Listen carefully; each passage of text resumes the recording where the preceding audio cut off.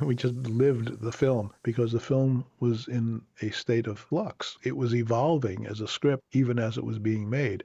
That actually works out to be a pretty good way to make a movie. It's collaborative. It's not the Hollywood way, but in the case of Jaws, it was dictated by necessity, and I was just writing to stay ahead of the schedule.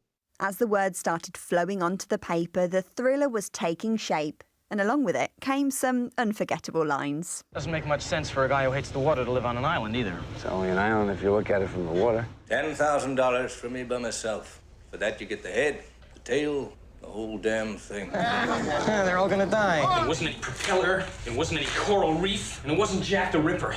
I'd like to say that everything classic that you remember was written by me, but in fact some of the lines were either ad-libbed or written by me for other scenes, and the actors remembered them in the wrong place. But there was a casualness to the shooting process in which Steven gave the actors free rein, and people could say whatever they wanted, preferably the script as rehearsed and written. And what about the most memorable line? You're going to need a bigger boat. We're going to need a bigger boat line, which was improvised by Scheider, but written in the script to be used elsewhere, and it became a catchphrase amongst the actors. When something went wrong, they would say, oh, we're going to need a bigger boat.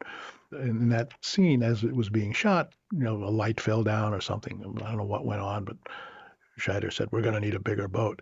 As it turns out, that particular reading at that particular setting, when edited by Verna Fields into the finished film, made it the perfect line and became the line that defines the movie. At the heart of it all was a creature which had survived millions of years of evolution. Nobody had ever worked with a mechanical creature that big before. This was before CGI. Like all mechanical devices of huge complexity, it was quirky. It didn't work for a long time. It was a difficult shoot. It wasn't a fun movie to make. It was easier for me because I left after the dialogue was done. But Stephen and Richard and Roy and Robert had to stay for 2 more months going out on the ocean every day in a boat trying to get a shot or 2 shots or 3 shots, something with the shark. The fact that the shark didn't work led us to make script adjustments that in retrospect were precisely the right decision, which was to withhold the shark until the audience couldn't stand it any longer and then reveal the monster. That reveal came over an hour into the film.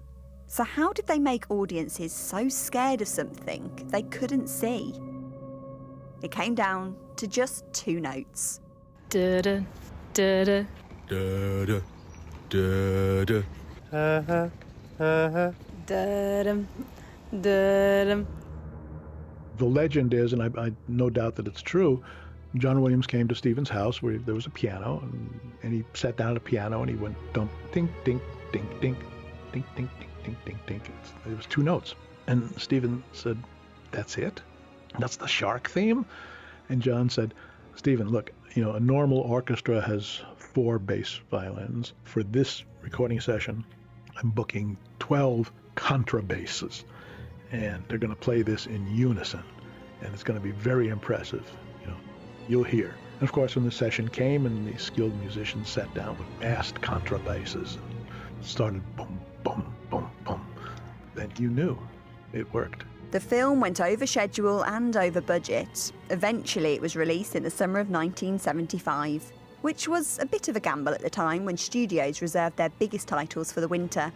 We knew we had a good suspense movie fairly early on when members of the Technicolor timing staff who were watching the film purely for visual reasons to get the colors right, when the shark first appeared, those guys jumped. And they don't jump at anything. The earliest screenings proved a success.